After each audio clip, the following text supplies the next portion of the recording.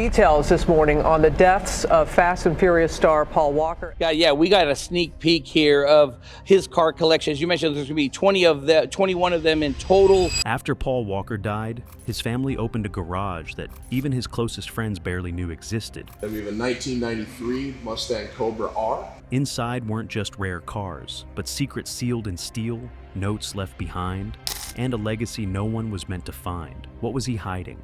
The mask and the man. To the world, Paul Walker was Brian O'Connor, fearless, fast, and effortlessly cool, a Hollywood icon forever frozen behind the wheel of a turbocharged car.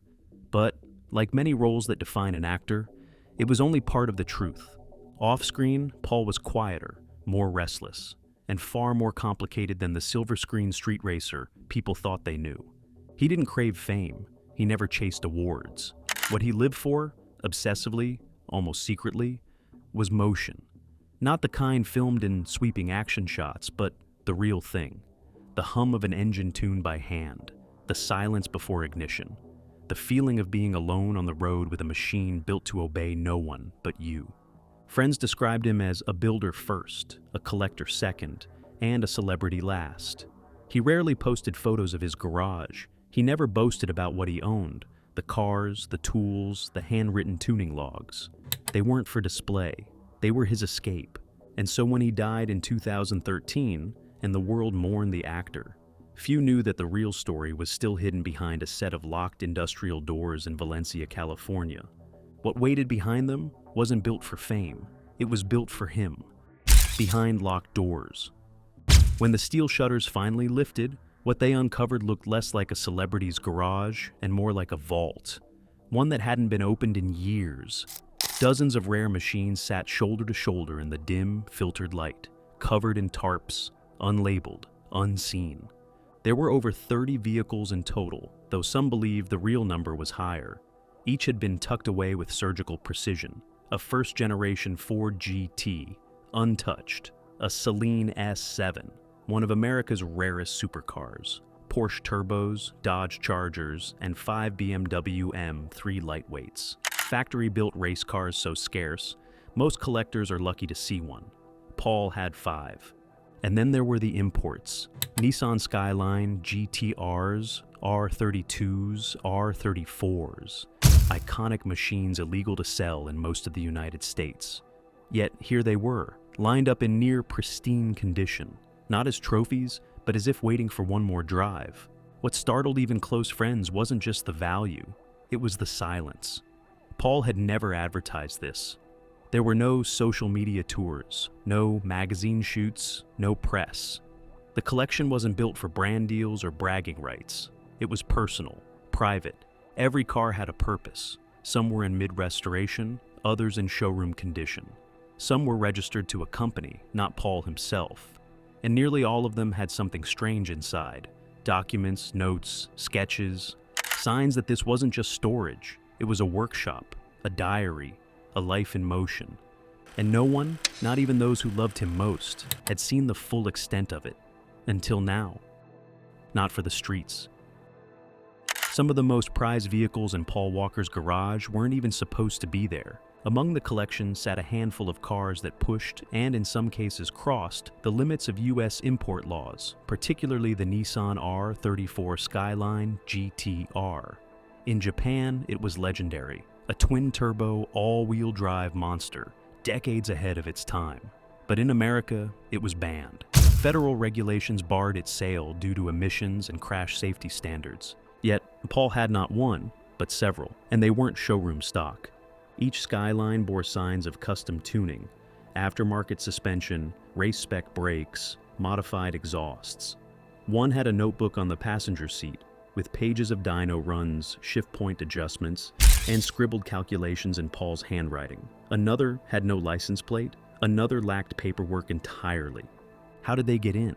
Some were brought in under the federal show and display exemption, a loophole that allows non-compliant cars to be imported for exhibition purposes, but limits how often they can be driven. Others may have come through compliance shops working to meet DOT standards. At least one was rumored to be part of a legal case to challenge those restrictions. This wasn't reckless flaunting of fame. It was calculated, quiet, and driven by obsession. Paul didn't collect these cars to parade them around. He wanted them as they were meant to be, raw, unfiltered, illegal in all the right ways. Each car was a risk, not just financially, but legally, and yet he took it. Because for Paul, authenticity mattered more than permission. Handwritten truths. As the cars were cataloged and prepared for valuation, something unexpected kept surfacing: notes. Tucked into glove boxes, folded between manuals, jammed into center consoles. They weren't left for anyone. They weren't staged for discovery. They were raw, personal, and often unfinished. One note inside a Nissan Skyline read simply, "Feels like flying, smooth, angry, alive." Another, taped to the visor of a BMW M3 lightweight, said, "Might be the cleanest one left. Don't ever flip it." But the most powerful was found inside a GTR, scrawled on a blue sticky note in Paul's unmistakable hand. "This one's for Meadow. She'll drive it one day."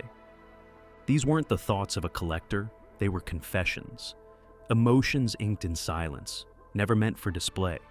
Some were technical, lists of part numbers, suspension angles, or fuel ratios. But others drifted into memory. He wrote about how the engine felt on cold mornings, which track day a dent had come from, why a certain car reminded him of his father. They weren't entries in a journal, they were pieces of one. And in a world where every celebrity image is managed, filtered, and sold, these scraps of paper revealed something profoundly rare: honesty. Not in front of cameras, not in interviews, just a man, a machine, and the feeling it gave him. The more they read, the clearer it became. Paul Walker didn't just drive these cars. He spoke to them, and they spoke back. The projects he left behind. Not every car in Paul Walker's garage gleamed under the lights. Some didn't even run. In the far corner of the warehouse, behind the polished GTs and race-prepped imports, were machines in various stages of disassembly. Gutted interiors, engines out, wiring harnesses half-spooled, grease-streaked fenders and masking tape to-do lists stuck across dashboards. These weren't investment pieces, they were projects. Personal builds that Paul had been working on himself. No cameras, no endorsements, just him and the work. One was a classic Datsun 2 40Z, stripped down to bare metal. Rumors say it was to be his next daily driver, rebuilt from the ground up. Another, a 60s-era American muscle car, had been halfway through a frame restoration, with instructions written in permanent marker across the firewall. Tools were still beside them: rags, torque wrenches, even an oil-stained notebook full of wiring diagrams. It was as if he had just stepped away, planning to return in an hour. To outsiders, it looked like a mess. To those who knew him, it was proof. Proof that Paul Walker wasn't a celebrity who paid others to build his image. He was the one under the lift, soldering leads, torquing bolts. His joy wasn't in the finish, it was in the process. And in these unfinished cars, frozen mid-build, you could still feel the momentum, not just of motion, but of purpose. These were more than machines, they were chapters, and Paul never got to write the last page. The charity cars. Amid the rare imports and muscle icons, a few vehicles stood out for a different reason. They weren't tagged for tuning or resale. They had sticky notes on their dashboards marked with just 2 letters: RO. Others spelled it out: Charity Auction, ROWW. Reach out worldwide. The nonprofit Paul Walker quietly founded in 2010 after witnessing the devastation of the Haiti earthquake.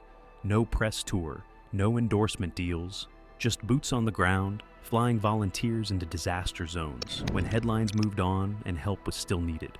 These cars, carefully selected, some of them high in value, were meant to be auctioned for that cause. A heavily modified Toyota Supra, reminiscent of his Fast and Furious ride, was marked for future sale. A Boss 302. Mustang had a note with instructions for a charity gala that never happened. He could have sold them at any time. Instead, he kept them, preserved and prepared to become lifelines for someone else. These weren't gestures, they were plans. Active, handwritten, ongoing. Paul never broadcasted this. There was no camera waiting to capture him doing good. He didn't need one. The cause was enough. Even in death, his garage spoke, not just of speed, but of service. He didn't just collect cars, he collected ways to give. The legal tangle. What began as a tribute quickly turned into a legal maze. Many of Paul's cars weren't registered under his name at all. Instead, they were owned on paper by a high-performance tuning shop he co-founded, Always Evolving. The company had been a front for both racing operations and vehicle storage, shielding the collection behind layers of corporate privacy. But when Paul and his business partner, Roger Rodas, died in the same crash, the structure collapsed. Suddenly, questions arose. Who actually owned the cars? The estate? The company? Shared ownership? Inheritance law doesn't move quickly, especially when $18 million worth of rare steel is involved. Titles were missing. Some vehicles were mid-financing. Others were technically listed under corporate assets rather than personal property. Disagreements surfaced among business associates, creditors, even friends, each trying to make sense of a blurred line between passion and paperwork. In 2020, 21 vehicles were auctioned off through Barrett-Jackson, bringing in over $2.3 million. But insiders say not everything made it to the auction floor. Some cars disappeared into private sales. Others were kept within the family. A few were reportedly contested in the court. The garage that had once been Paul's sanctuary had become a war zone of valuations, legal filings, and emotional weight. He built it for joy. But after he was gone, it became something else. It wasn't the rarity of the cars that mattered. It was the silence they broke. Paul Walker didn't build a collection. He built a message about love, about motion, about legacy. And when the doors opened, the machines finally spoke for the man who never tried to.